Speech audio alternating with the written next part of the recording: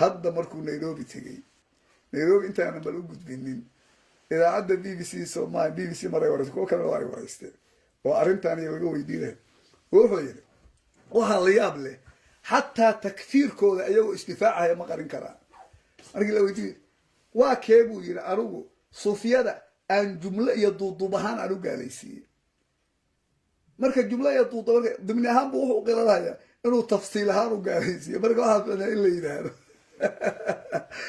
ya aanu malayna salo tafsiilka wuxuu ku basiri lahaa kii habeenkii dhaweyd uu lahaa kuwa yacni kutubaha akriya iyo anugu kuwaas ka hadli mayno waa xeel ay sameeyaan wadaadaha kutubaha akriya iyo kuwa dariiqada hogaamiya waa isku mid kuwa kutubaha akriya in badan dariiqada hogaamin jir kuwa dariiqada hogaamiya waxay qabaan bay wada qabaan tawasulkay wax ku gaalaysiiyeen bay qabaan caqiidadii ashaaciradii bay wada qabaan ayaga laftigooda kulligooda wada dariiqo ah oo nin kitaab akriyo oo soomaaliya culmadii hore ama aan qaadiriye ahayn ama aan axmediye ahayn ama saalixiye aan ahayn la heli mahayo waag ama ugu yaraan muxuu hadduusa xataa ijaazooyinkooda uusan qaadan aan raacsanayn wax waa nooc xeela waa laga yaabaa haddii tafsiil la weydiiyana laakiin wariyaashu waa dad iska masaakiina weliba isla su-aashii wuxuu ku qirtay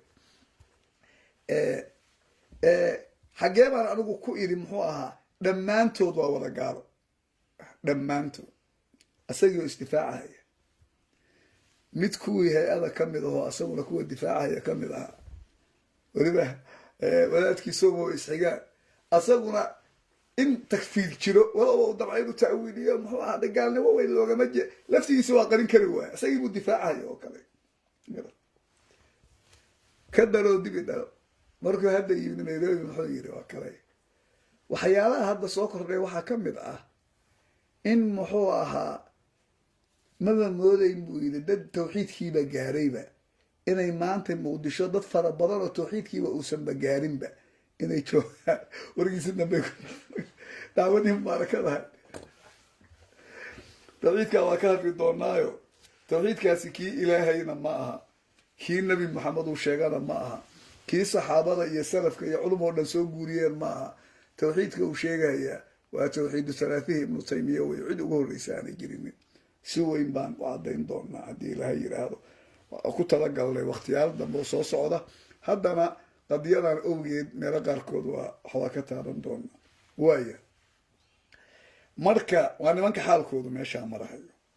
nimankaasi waa niman muslima anigu gaalo uma aqaan dadka qof gaalaysiiya ma ihi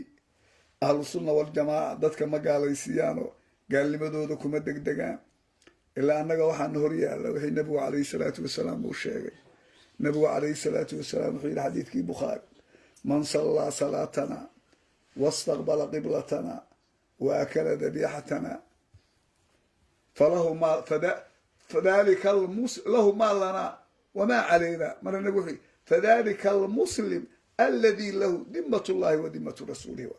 annaga wixii shahaateen ku dhawaaqa xataa wax kalaba yuusan ku darinay sida axaadiida nabiga ku caddaatay waxaaba muslim baan u naqaana weliba mawduucaas tawxiid rububiyada iyo iluuhiyada la yidhaahdo muxaadaro aan ugu talagalo muxaadaro dheer ah unbaa imaan doonta oo weliba magaceedu uu yahay farqiga u dhexeeya tawxiidka nebi maxamed iyo tawxiidu salaafaha ibnu taymiya alfarqu bayna tawxiidi nabiyi muxamedin wa tawxiidi ibni taymiya athalaat wadaadkaas fakarkiisu waa fakarka islaamka lagu dhibay wey waa dhibaato nimankaasi qabaan ibnu taymiya kafad baa la saar culummadii kaloo islaamkao dhanna kafad baa la saar kafadaas culummadaas waa la darxiy maanta dadka waxaa lagu gaalaysiiyo fakarkaa wadaadka abaa iskale cid uga horreysa haba yaraatee ma jidho in tawxiidka 3 qaybood inta loo qaybiyo la yidhaahdo gaaladii tawxiid rububiya waa laga helay ila uluhiya waa laga waayay dabeedna aayaadkii gaalada qolooyinka tawasula la saaro cid wadaadka ugu horreysay haba yaraatee mawduuca ma jiro marka madaan si fiican uga hadli doono 3 qaybood ma dad kale awal soo qaaday baa jira kayfku u isticmaalina waxyaalahaas haddii ilaha yidhaahdo markii ay noqoto inaan mawduucaas muxuu ahaan bilowno ayaan ka hadli doonaa waana mawduuca ugu khatarsan waa asaga laftigiisa habeenkii uu soo qaado oo yidhi intaasaan isku haynahaa wadaadaan saasaan isku haynaha bal waxaan isku hayno inkastoo aan mawaadic dheer ugu talagalay ma garat laakiin haddii ilaahay yidhaahdo waxa yar yar oo aan kasoo qaadi doono ayaa jira hadalladii habeenkii dhaweyd uu yiri waa jeedinaya hadallo badan buu habeenkii dhaweyd nairobi ka jeediyey oo aada iyo aada khatar u ah oo weerar ku ah dadka anugu aan ka tirsanahay ama islaamka badankiisa ah marka weliba hadalka wuxuu ku daray haddee halaysoo naqdiyo yiri hadalkiisay ka mid ahayd waaka halaysoo naqdiyo marka haddii ilaahay yidhaahdo annagoo aan caayayn naqdi cilmiyeysan baan hadalkiisa haddii ilaahay yidhaahdo noqdooyinkiisa soo qaadi doonaa soomaaliduna waxay ku maahmaadaa durbaan ninkii tuba cilaaq dalbay bay yidhaahdaan marka nuqdaan u dul istaagi doonaa haddii ilaahay yidhaahdo hadaladiisa insha allahu tacaala marka waxaan kusoo gabagabaynayaa ahlu sunna waljamaaca meesha ka kaca xisbi sameeya xisbigaa ujeedadiisu marna yaanu noqonin inaad madaxweynenimo u tartantaa taas waxa weeye waa ku kala tegaysaa laakiin mushkilo maalintii qof iyo codkiis la yidhaahdo waa u tartami kardhaan inaad soo gashaan dadka anigu ma ihi madaxnimada raadsada ama jecel ma garati anoo dhallinyaraha waxaan garanayaa 20 sano inaan ka weynaa u marin mahay muqdishaan inta yimid baan la dhasho dowladda ka tirsanaa markuu arkay inaan kutubihii iyo fiqhigii iyo nin ka warqaba inaan ahay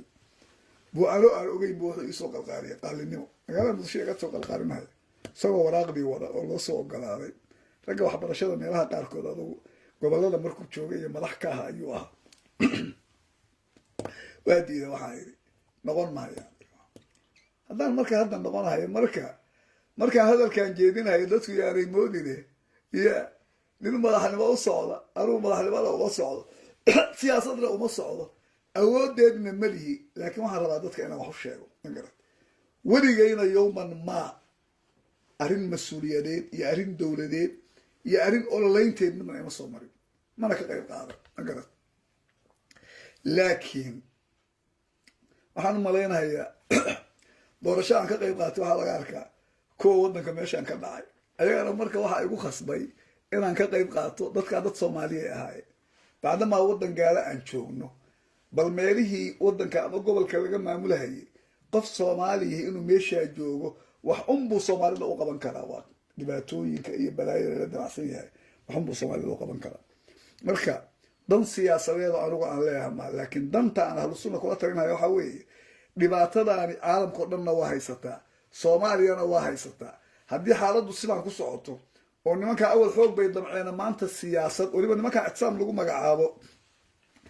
ayaga waxay damacsan yihin waxaa ka mid a waad aragteeno jaamacaday leeyihiin iskuol bay leeyihin dadkaan lasoo saarahayo o dhani waa dad la rabo berri inay waddankan madax ka noqdaan la rabo dad isku dayahayo weeye hadda haddii aysan meesha u horeeya aysan ayagu imaan karin ilaa caalamkaana laga baqahayaa inay ka shaqeeyaan maalintii doorasha ay gaarto qof kuwa dadkaas lagu magacaabo ama waa calimaani waa nin waa nin caamaa la yidhaahdo aan diniya shaqo ku lahayno inay markaas soo sharaxaan laakiin ayagu daaha gadaashiisa ay ka taagan yihiin dhabarkiisa ay ka taagan yihiin marka waxaa la rabaa daaha gadaashiisa wax ka imaada ummadda soomaalida wax u sheega ma garat nimankaani waaqici jira weeye wax aad ka qaadi kardhaana lama arko war iyo hadal iyo soomaalida waxay ku maamaahe hadal warma kaba tumaan bay yidhaah marka fal baa la rabaa aan dagaal ahayn inaad marka muuqato afkaartaada ummadda aada u sheegto wallahu subxaanahu wa tacaala